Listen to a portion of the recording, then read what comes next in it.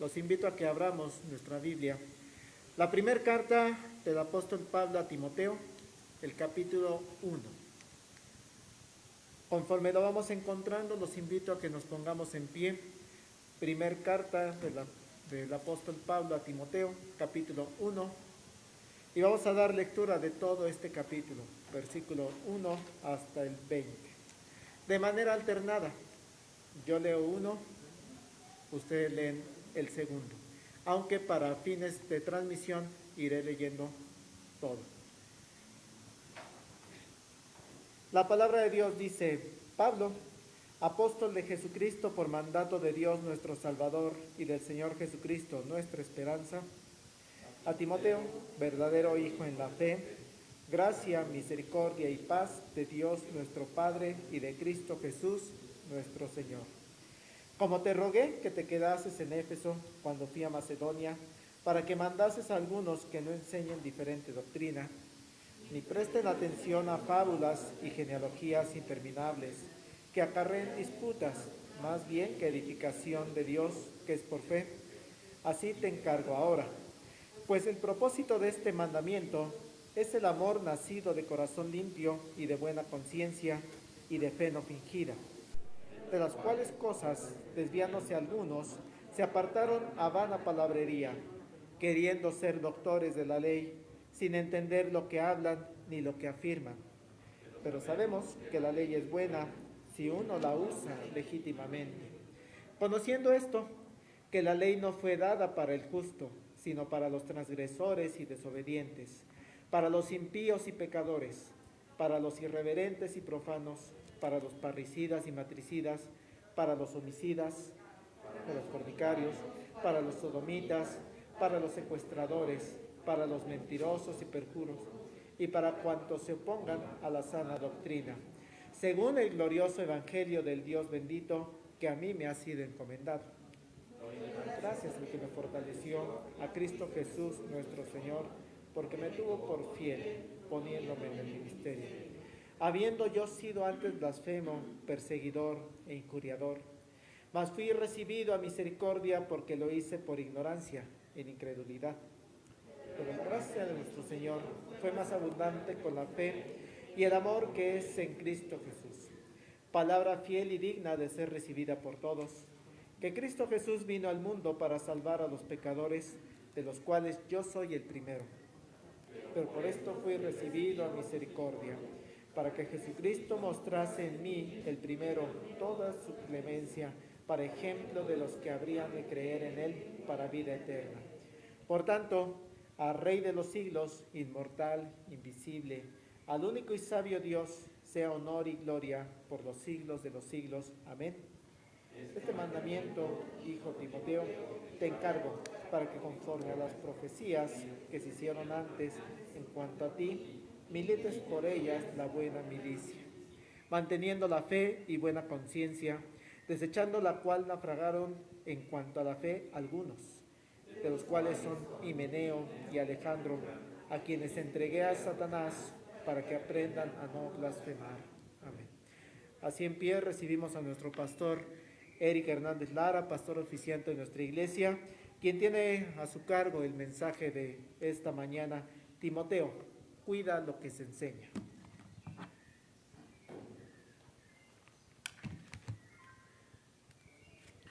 Vamos a orar, hermanos.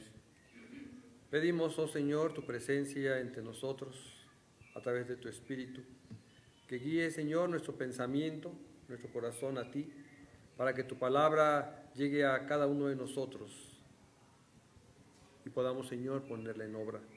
Bendícenos, te lo pedimos en el nombre de tu Hijo Jesucristo. Amén. Pueden tomar sus lugares, hermanos. A partir de este día se iniciará una serie de mensajes a partir de esta epístola o estas epístolas que el apóstol Pablo va a presentar a Timoteo. Cartas que le va a escribir para aconsejarle, para darle instrucción sobre lo que tiene que realizar.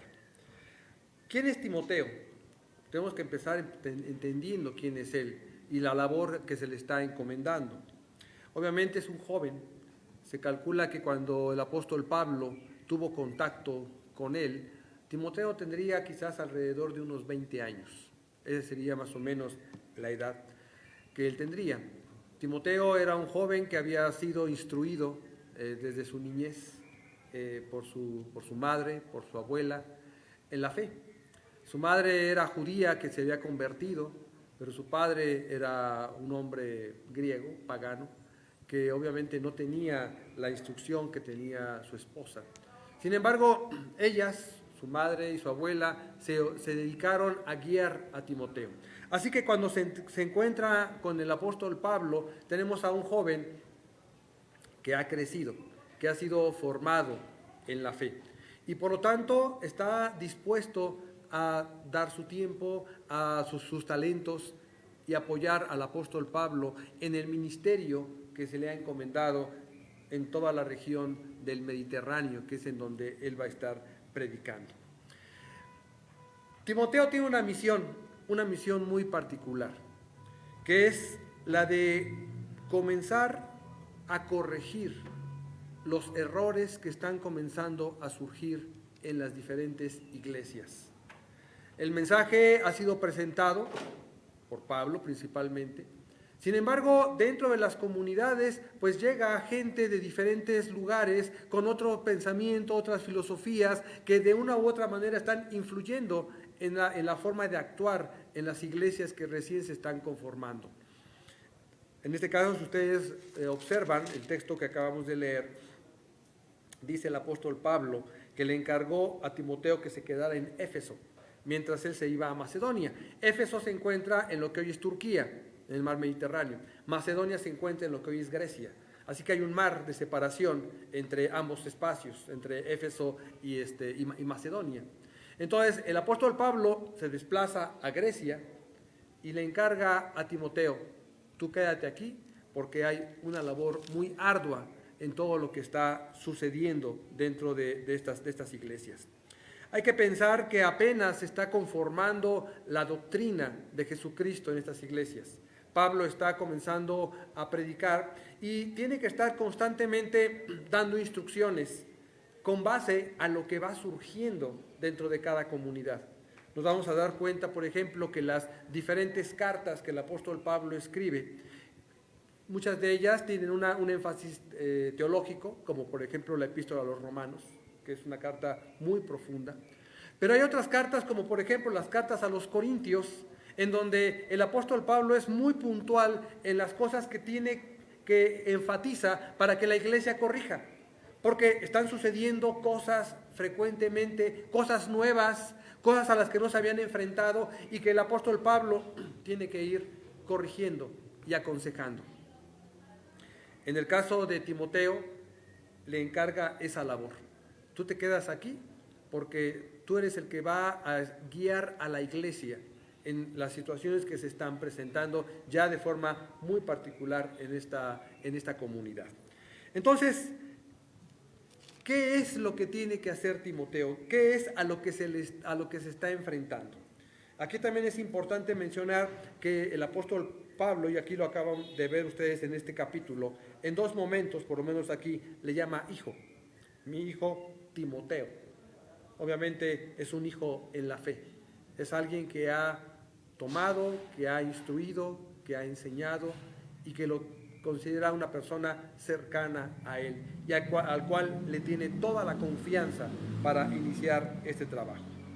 Y entonces le dice el apóstol Pablo, y como vamos comenzando con este primer aspecto, dice: te rogué que te quedaras en Éfeso cuando yo fui a Macedonia, para que mandaras a algunos que no enseñen diferente doctrina, ni presten atención a fábulas y genealogías interminables que acarrean discusiones, más bien que edificación de Dios, que es por fe. Así te encargo ahora. Una labor difícil, porque obviamente se va a encontrar con personas quizás mayores que él, que se sienten con mayores conocimientos, con mayor autoridad en un momento dado, y él como joven, cómo corregir y cómo ganarse la autoridad en medio de esas iglesias. Y entonces, hoy, por ejemplo, hoy, como en esa época, tenemos esas mismas circunstancias a las que nos enfrentamos. Hoy tenemos un problema más grave a la que se encontraba Timoteo, porque en ese momento Timoteo se enfrentaba con personas que formaban parte de la congregación y que de repente se encontraban y dialogaban y comenzaban a meter ideas distintas. Hoy es peor, porque no solamente es encontrarse con alguien y decirle de frente sus ideas, sus pensamientos, sino que hoy mandan por WhatsApp cosas que captan en línea. Ayer simplemente anda circulando por ahí una, no sé cómo, bueno, una ilustración, una foto, en donde habla que tengan mucho cuidado con el fenómeno de afelión, que porque va a haber mucho frío, que porque nos estamos alejando quién sabe cuántos millones de kilómetros del sol y que va a haber gripes. Pura mentira. Pero ya anda circulando. Somos bien dados a eso. Me llegó, suena, está bonito el dibujito y lo mando. No tengo ni la menor idea si es cierto o no es cierto. Lo reenvío. Y así pasa con las creencias. Llega algo que nos suena bonito, nos suena espiritual y luego lo reenviamos. Y a veces el trabajo del pastor es andar, hermanos, esto que acaban de mandar es incorrecto, es falso, no le hagan caso, y ahí tienes que explicar por qué, ¿no? O simplemente en Facebook, en YouTube, de repente, oiga pastor, fíjese que me encontré este mensaje en YouTube, está formidable, véalo. Y tú lo ves y dices, ay, puras herejías. Y el hermano lo anda recomendando que lo veamos porque la persona que habla bonito. Y sonó muy espiritual porque utilizó la Biblia. El problema es que no por usar textos bíblicos o por hablar bonito o hablar con aparente autoridad quiere decir que sea correcto. Eso es a lo que nos enfrentamos hoy en día y que es muy similar a lo que el apóstol le decía a Timoteo que tenía que realizar. ¿Qué cosas se enseñaba en aquellos tiempos en la iglesia primitiva? Obviamente las primeras doctrinas que van a ser importantes, que surgen como herejías, van a surgir en el siglo II de la era cristiana, o sea, después del año 100. Pero aquí estamos en los primeros años. Sin embargo, a la hora de revisar las cartas paulinas, nos vamos dando cuenta de la cantidad de errores. Todo lo que el apóstol Pablo dice, no hagas esto, tienes que hacer esto, es porque se estaba enseñando equivocadamente en las iglesias.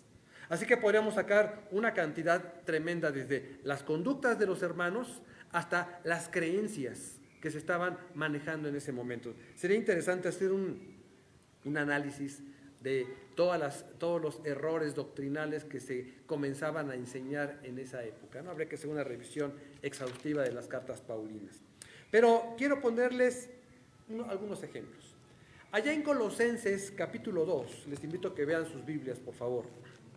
Colosenses capítulo 2, versículos 16 al 23. Vamos a encontrar por lo menos 3 elementos erróneos que se enseñaban en aquellos ámbitos. Dice el versículo 16 de Colosenses 2: Por tanto, nadie os critique en asuntos de comida o de bebida, o en cuanto a días de fiesta, luna nueva o sábados. Todo esto es sombra de lo que ha de venir, pero el cuerpo es de Cristo. ¿Qué es lo que está sucediendo? Lo que está sucediendo es que hombres, mujeres que son judías, quieren imponer las prácticas que el judaísmo tiene sobre las enseñanzas de Cristo. Si ustedes observan el texto, dice sobre comidas o bebidas y sobre días de fiesta, luna nueva o sábados. Es decir, se está refiriendo propiamente a algunas prohibiciones que tenía el Antiguo Testamento en las prácticas judías. Sin embargo, dice aquí, eso es solamente sombra de lo que viene. Cuando llega Cristo, por ejemplo, ustedes se preguntarán, ¿por qué si tenemos en el Antiguo Testamento toda una serie de normas de acción, por ejemplo, todos los sacrificios que se presentan, por qué hoy en día nosotros no lo hacemos? Pues está en la Biblia, ¿no? De hecho, estos grupos judío-mesiánicos o ciertos grupos evangélicos que tienen una fuerte carga judía, quieren que manejemos hoy en día todas las celebraciones del Antiguo Testamento. No han entendido a qué vino el Señor Jesucristo. Y para eso es importantísimo leer Hebreos. Hebreos descubre y abre delante de nosotros por qué las normas del Antiguo Testamento no las estamos siguiendo en mucho sentido. Cuidado, ojo. ¿Qué cosa es lo que del Antiguo Testamento ya no seguimos? Todo aquello que tiene que ver con la relación a Dios y el perdón de los pecados. ¿Por qué? Porque esa es la labor que vino a hacer Cristo. ¿Por qué ya no se sacrifican animales? Porque Cristo fue sacrificado. Por eso, simplemente. Así que todo aquello que tiene que ver con la remisión de pecados, el perdón de los pecados, que son una lista gigantesca de ceremonias que se realizaban en el templo, pues obviamente ya no tienen razón de ser, porque Cristo vino a entregarse por nosotros y ser sacrificado. ¿Qué sucede a lo que se encuentra el apóstol Pablo? Se encuentra que hay una insistencia de grupos judíos que quieren que en la iglesia se practique esto. O, por ejemplo, y eso le pasó al pobre de Timoteo, ¿no? Que llegan a Jerusalén y ahí tienen un debate del concilio de Jerusalén en donde a Timoteo, que es hijo de griego, por lo tanto no está circuncidado, le exigen que tiene que ser circuncidado. Y dice, va el alegato y dice, pero ¿por qué tiene que circuncidarse? Si la circuncisión está en función del antiguo pacto y ahora estamos bajo otro pacto. Entonces no hay necesidad de circuncidarse. Sin embargo, al pobre Timoteo tuvieron que circuncidarlo. Y a esa edad, qué horror.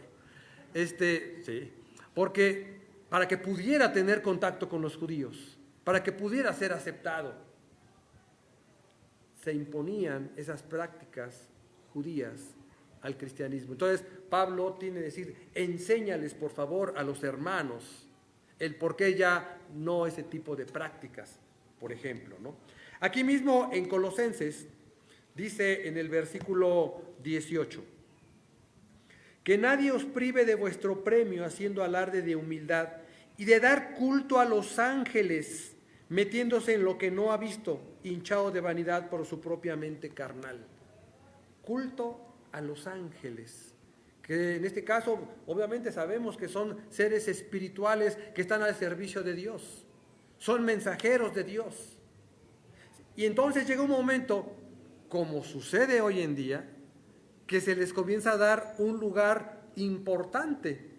La Escritura nos dice que los ángeles tienen una posición y nosotros tenemos otra posición. Y dice el Salmo 8, que nos ha hecho poco menor que los ángeles, abajito. ¿Sí? Y en este caso particular, los ángeles no son dioses, no son elementos a los que hay que rendirles culto. Sin embargo, en esa época ya comenzaba de repente a dárseles culto. Hoy en día tenemos esta famosa angelología, se pueden ir al Sambors a buscar sus libritos y ahí pueden encontrar toda la gama de los milagros y acciones de los ángeles, para que ustedes descubran cuál es su ángel de la guarda. Para que ustedes descubran el ángel que está a su lado, que tiene nombre, según esto, y que les puede ayudar en ciertas cosas particulares. ¡Qué horror! La Biblia no dice nada de eso.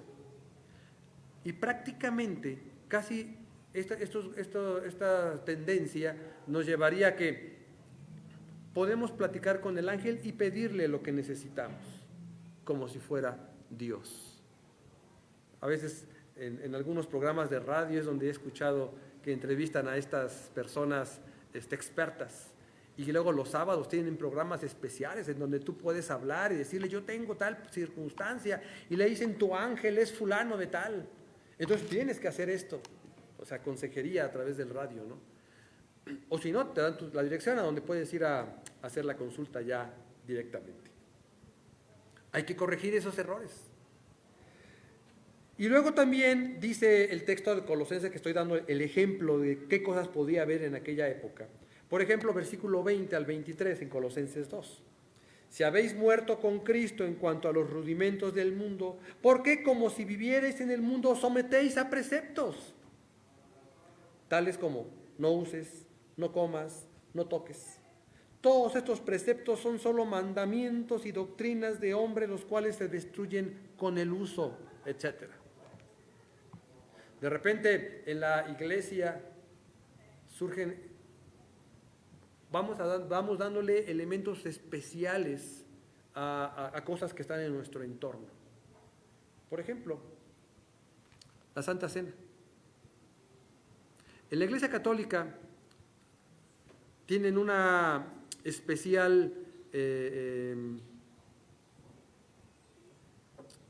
situación con la Eucaristía, porque ellos creen que la hostia se convierte en cuerpo de Cristo. Entonces, ¿qué hacen? Tienen el cuerpo de Cristo, o sea, la hostia, y se inclinan ante la hostia, porque es el cuerpo, porque es Cristo propiamente. Y entonces, por lo tanto, todo lo que se encuentra ahí es prácticamente el cuerpo y la sangre de Cristo. ¿Cuál es la actitud nuestra? Nuestra actitud es que es pan y es vino, y que son símbolos del cuerpo y de la sangre de Cristo. Por lo tanto, de repente hay situaciones que llegué a conocer en donde decían, lo que sobra del pan hay que enterrarlo, porque ya fue consagrado al Señor. Y si nos ponemos a reflexionar, decías, ¿realmente? O sea, ¿le estamos dando tanto valor al pan? El pan solamente fue un símbolo. Y le dijimos al Señor, Señor, consagramos esto como símbolo y que tenga un efecto sobre nuestra vida espiritual. Pero después, ¿qué hacemos con el pan que sobra? ¿Lo enterramos? ¿Que se quede ahí? Se lo damos a que se use, es pan. Por eso dice el texto, no tengas problemas con eso de que no comas, no tocas, no. Cómelo. ¿Qué hacemos con el vino que sobra? ¿Lo tiramos? Lo bebemos, porque finalmente es alimento, ¿sí? Pero a veces en ciertas comunidades, ciertas iglesias, y a lo mejor alguien de los que esté escuchando en línea se escandaliza por lo que estoy diciendo, ¿sí? Pero finalmente es alimento. ¿Qué pasó, por ejemplo, cuando David llegó al altar, al templo, y tenía hambre? Dice la Escritura, tomó pan y comió. ¿Por qué? Porque tenía hambre. No tenía ningún valor más allá de ser símbolos, elementos que fueron ofrecidos a Dios. Sin embargo, no va a decir Dios, no, espérame, este ya me lo dejaron a mí, yo no me lo he comido, ¿cómo te lo vas a comer tú, no? O sea, simplemente es para alimento. ¿Y quién se lo comía en el templo? Los sacerdotes. Si alguien llega con necesidad, pues se le da a esas personas para que satisfaga su necesidad. Entonces, se van creando mitos en el entorno de nuestras comunidades, de nuestra iglesia. Y entonces llega un momento en que se convierten en elementos sagrados. Eso es parte, esto sale de lo que leemos en Colosenses. Esa es la labor que tenía Timoteo, de andar corrigiendo situaciones que se estaban presentando cotidianamente. Ahora, dice el apóstol Pablo, le dice, es necesario que corrijas todo aquello que surge en la iglesia y que generan discusiones, que no edifican, simplemente discusiones vanas que lo único que generan es conflicto entre los hermanos. Hay que enseñar con puntualidad lo que realmente como iglesia tenemos que manejar nosotros. Algunos, dice, se han aferrado tanto a ciertas formas que pretendían ser doctores de la ley y no entendían ni lo que hablaban ni lo que afirmaban. Gente que se siente superior y que dice que yo sé, cuando realmente lo que están haciendo son mezclas extrañas influenciado por otros pensamientos dentro de lo que sucede en la iglesia. La importancia de esto, y entro a una segunda parte.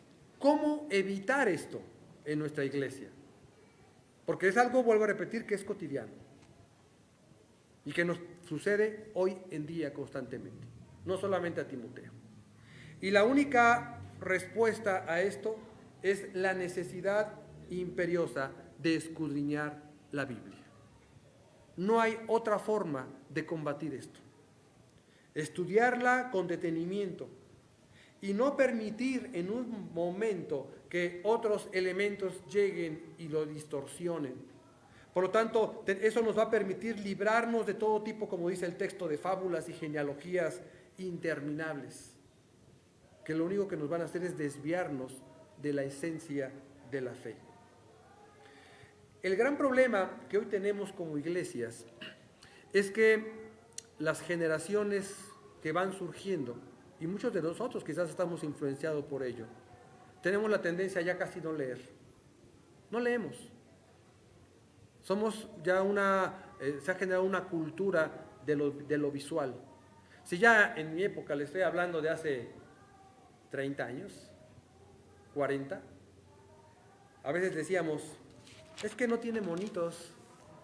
O sea, yo sí lo leo, pero sí tiene monitos, ¿no? Para que sea más adecuado, más aceptable. Hace 30, 40 años. Ahora imagínense hoy, en la actualidad, en donde todo debe ser visual. Y nos hemos acostumbrado tanto a eso, a las tendencias actuales. Por ejemplo, de repente me gusta ver algún programa de mi época de niño, de los años 70. Y los veo y luego a veces pienso, ¿esto me gustaba? Está lento, está aburrido, así como que, ¡ay, qué flojera! Había un programa que yo veía a principios de los 70, algunos lo debieron haber visto, Telekinder, con Pepita Gómez, la esposa de Héctor Suárez. Era el primer programa en México en donde presentaban programa para niños a nivel de preescolar. Y un día que estaban haciendo rememorancias de la televisión en México, dijeron Telekinder. Dije, voy a ver Telekinder. Yo veía Telekinder. Y cuando lo vi dije, qué horror de programa. ¿Sí? Me acuerdo de que salía con su raqueta y aquí y hablaba. Eso nos fascinaba.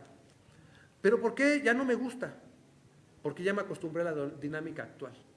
Hoy los programas son rapidísimos, o sea, las imágenes, los sonidos, y te tienen atento. Antes era lento, desde la perspectiva presente. Tenemos un problema, ahora que les digamos, hay que leer. ¡Qué horror leer! Y luego lo peor es que hoy se les facilita, incluso a los muchachos, a los jóvenes, las cosas. Yo recuerdo en la secundaria, me hacían leer los libros completos. Hoy, para que los niños no se cansen, lean solamente un capítulo, para que tengan una idea de lo que trata el libro, en lugar de hacerlos leer, ¿no? Y le preguntaba yo a una maestra de literatura, ¿y por qué no los leen? ¿Por qué no los leen? ¿Por qué no se los dejas? No lo leen. Se meten a internet, sacan el resumen y te presentan el resumen como si lo hubieran leído. Así que cuando de repente hoy decimos, hermanos, lean la Biblia, a veces parece que predicamos en el campo desolado. Oiga, no está en audiolibro, no está con monitos. Oiga, ¿no hay la película? O está mejor vemos la película de Esther o de Ruth o de las aventuras del rey David, ¿no? Porque ya no leemos. En este caso tenemos que tener muy claro cuál es el evangelio, cuál es la esencia misma de la predicación de Cristo. Y a partir de ahí se va a determinar todo lo demás y nos va a evitar salirnos del centro de la predicación. Allá en 1 Corintios, capítulo 15, en los versículos 3 y 4, podríamos decir que ahí tenemos la esencia del mensaje evangélico. Así, en 2 versículos. Dice el apóstol Pablo a los Corintios: primeramente os he enseñado lo que asimismo recibí, que Cristo murió por nuestros pecados, conforme a las Escrituras, que fue sepultado y que resucitó al tercer día conforme a las Escrituras. Hermanos, allí está la esencia del mensaje evangélico. Ahí está el centro. Primero, Cristo murió por nuestros pecados. Esto es lo primero que tenemos que entender. Segundo, que fue sepultado, o sea, murió de veras, y resucitó al tercer día. Y aquí mismo en este capítulo 15 de 1 de Corintios, el apóstol Pablo enfatiza ciertas cosas y dice, el centro de nuestra fe. Pregunto y no quiero que me contesten, piénsenlo. ¿Cuál es el centro de nuestra fe? ¿Dónde se encuentra la esencia misma de lo que creemos? ¿En la muerte de Cristo o en la resurrección de Cristo? Los dos son elementos fundamentales. Sin embargo, el apóstol Pablo dice, si el Señor Jesucristo no resucitó de entre los muertos, vana es nuestra fe. Porque nosotros no creemos en un Cristo muerto, que está ahí sepultado, sino creemos en un Cristo que se levantó de la tumba, que tuvo poder para vencer a la muerte, y por lo tanto, al vencer a la muerte, abre la oportunidad para que nosotros tengamos vida eterna. Ahí es donde se encuentra el centro de nuestro mensaje. Así que cualquiera que llega a decirnos cualquier otra cosa, simplemente llega un momento que dice la Escritura, llámale anatema. O sea, sácalo, aléjalo. Y entonces dice el apóstol Juan, allá en la primera carta, cualquiera que niega a Cristo como Señor, ese es el anticristo. Así de sencillo. Cristo es Dios, Cristo es Señor de la vida, Cristo es el dador de la vida y de todo lo que existe. Ahí está la esencia del mensaje evangélico. Así que cualquier cosa que pueda llegar a desviarnos de ese pensamiento, tenemos que eliminarlo, tenemos que analizarlo. Pero finalmente eso solamente se va a conocer si reflexionamos en la misma palabra de Dios. Por eso, y nada más lo voy a citar, porque seguramente Marcos va a predicar sobre esto y le voy a quemar el sermón. Pero ya en 2 de Timoteo 3, 16 y 17, dice que la Escritura es inspirada y útil para enseñar, redarguir, corregir e instruir en justicia. Y cuando en este caso hablamos de redarguir, estamos hablando de que nos da los elementos para poder defender la fe. Redarguir no es regañar, Siempre, no sé por qué esa palabra redarguir, cuando la leemos pensamos con que redarguir, sí, como que para regañarnos. No. Nos da las bases para poder defender la fe, para poder debatir y convencer. Eso es redarguir, convencer a otros. Pero para poder que la Escritura sea útil para ello, tenemos que conocerla. Los mensajes, los sermones del domingo son útiles. Por desgracia, hermanos, y los que están en casa, escúchenlo bien. Muchos nada más nos quedamos con el sermón del domingo y en toda la semana no volvemos a ver Biblia. La única vez que leemos Biblia en la semana es el domingo, y eso es en las lecturas, si traen Biblia, o si por lo menos sacan el celular. Porque otros nada más nos contemplan. ¡Ay, qué bonito! ¿No? Y las palabras se las lleva el viento. Es importante estudiar, conocer. Tienen reuniones entre semana de estudio bíblico. Aprovéchenlo. Aprovechenlo para poder profundizar en la Escritura y de esa manera tener los elementos y poder en su momento rechazar todo aquello que quiera tergiversar la Escritura. Dice Juan Calvino que dentro de las señales de la verdadera iglesia, una de ellas es la enseñanza correcta de la palabra de Dios, además de la aplicación correcta de los sacramentos y de disciplina, aquella disciplina dentro de la iglesia. pero es la enseñanza correcta. ¿Y cómo sé que es correcta? ¿Cómo sé si Marcos de repente no dice alguna herejía aquí? Porque si no, todo lo que diga Marcos lo vamos a tomar así como que palabra de Dios, o la que yo digo. Como yo ya estoy más viejo, pues me la creen más a mí, ¿no? Pero no, uno puede cometer errores. Y ustedes tienen que tener los elementos para decirle, pastor, a ver, espéreme, aunque está muy el pastor, no estoy de acuerdo con lo que dijo. Y entonces entramos al redarguir. Vamos a confrontar, a ver, dime por qué no, a ver qué piensas, mira, y debatimos y llegamos a algo importante. Por eso es necesario que la iglesia también esté instruida para poder en su momento eliminar todo aquello que pueda desviarnos de la fe. Así que, hermanos, como dice el título del mensaje, y nosotros nos convertimos en Timoteos. Timoteo cuida lo que se enseña. ¿Y quién va a cuidar lo que se enseña en la iglesia? Empieza el pastor. Siguen los ancianos y los diáconos.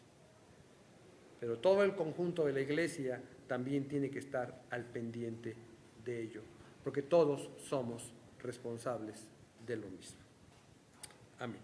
Que Dios les bendiga, hermanos.